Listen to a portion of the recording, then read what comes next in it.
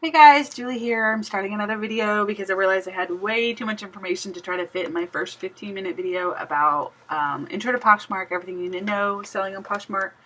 I'm a yoga teacher. I'm always going to have cute little yoga t-shirts on like this because that's my thing. I have two boys, a husband, and I am addicted to Poshmark in a good way. I think I have been making, I made almost $100 just this weekend alone, so that's pretty exciting, especially when I was like hanging out with family and going to the movies and not really like on my phone too much.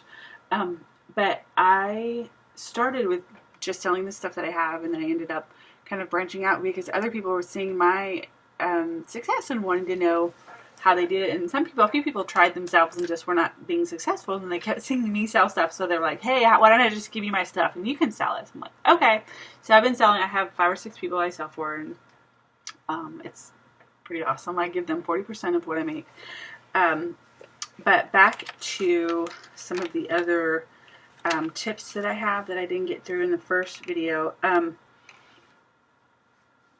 I wanted to talk about if somebody buys something and they don't like it. Like, I had a purse that I bought at a thrift store, and I could tell immediately when I felt it that it was amazing, really soft leather. And I Googled the name brand because I'd never heard of it, and Google told me that it was an Italian leather purse. So I bought it immediately. I want to say it was like either $10 or $20. And according to Google, it was like $300 to $500 purse. So I bought it. And the first girl that bought it said that she always buys that brand. It was called Besso, Besso. She always buys that brand purse, and it did not feel like a legitimate bag to her. And she canceled and sent it back. So I was a little leery of, like, I didn't, just because it came from a thrift store, I don't know anything about it, where it was actually purchased from.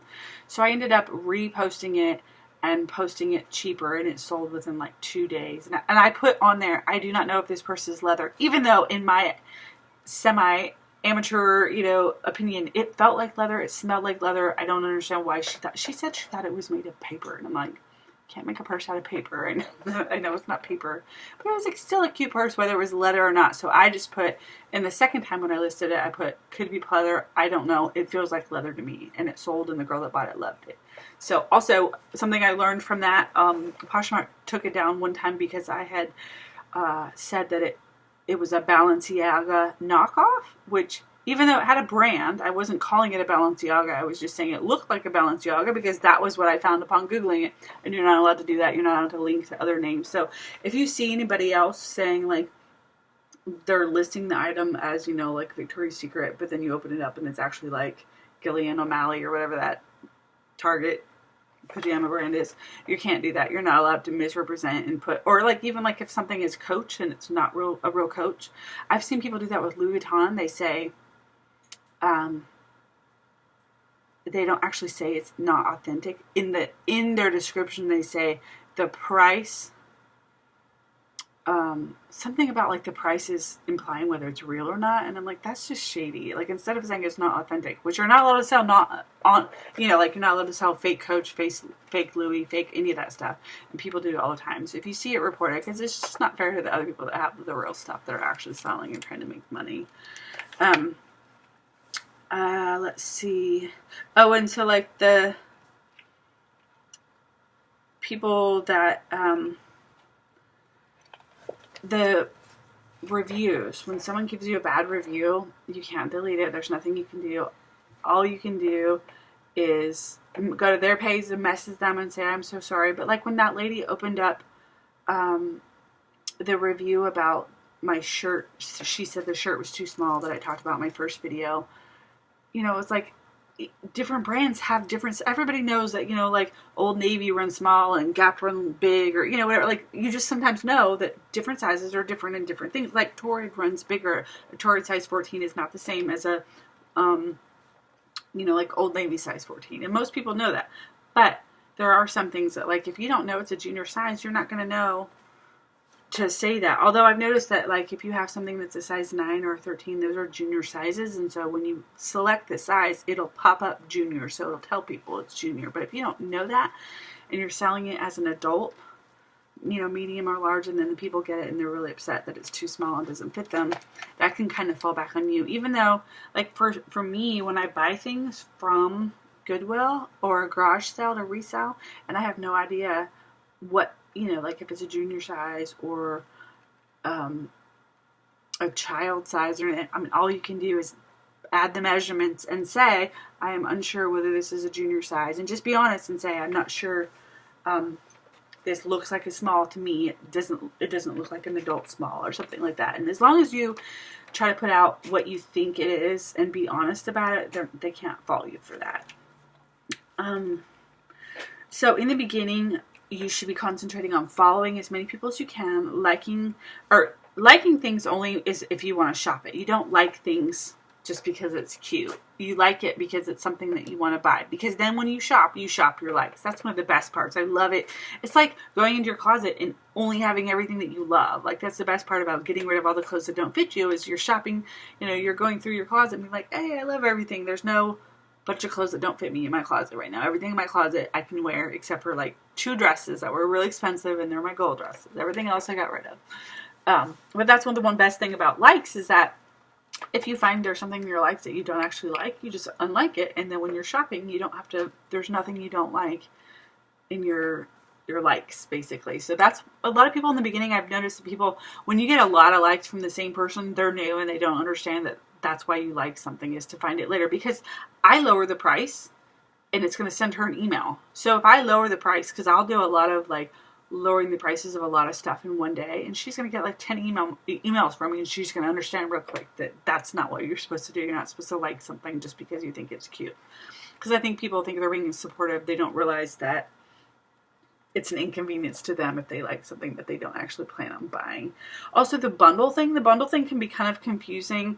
I also notice a lot of new people don't get it, and they add to bundle thinking that it just means like, oh, I'm just saving this for later. But add to bundle is, say you go to somebody's shop and they have a bunch of cute stuff, and you're like, okay, I want to get all of these. So say I'm going to add a shirt, add a skirt, add a necklace. I just did that. I got 2 shirts, pair of shorts, and a necklace. You add them all to bundle, and then it sends her a thing saying that I've added a bundle, and it'll tell me how much the total will be, all of those items together. And you can offer, like, say it'll say $19.28, and I can offer her $18, and she can accept or she can counter offer. But she can't offer more than what it would have been if I had bought them separately. But what that does is that saves me and gives me 1 shipping fee for all items. So you can only do that from one person's store. You can't like take a shirt from one person's store and shoes from another person's store. You have to complete the sale in one person's store. So it's really cool if you find someone that has a lot of stuff and you really like them, you can bundle it all and save on shipping. So that's the only reason to add to bundle. The whole dressing room thing is still a little confusing to me. I think the dressing room is something that you're thinking about buying. I don't understand what the difference is between a dressing room and a like. But I think that the dressing room is just like, if you have looked at a couple of things from someone's page and it'll stay in your dressing room, I think is how it works. That's something I need to kind of play around and figure out with a little bit more. But adding to bundles is definitely a good idea if you're going to buy a few things from the same person. It saves you money. And sharing things of everybody else's will get more people seeing your stuff. And then usually when you share something of theirs, they'll share something of yours. And so in your downtime, share as much as you can. Follow as much as you can. I'll go to somebody's page that has like 100 and so many people and just literally follow every person.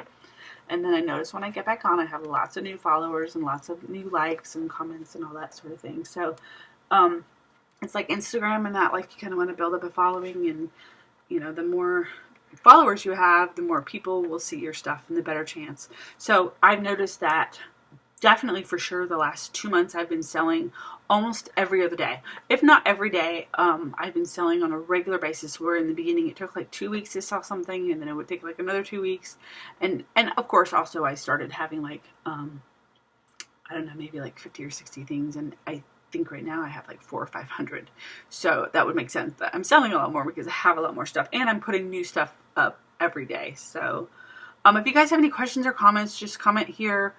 And I can make another video addressing those, or just reply back to you. I just want to give newbies all of the information they need, stuff I wish I would have known when I signed up. And I hope that helps. Let me know if you guys have any questions or comments or any other videos that you want me to do. Okay,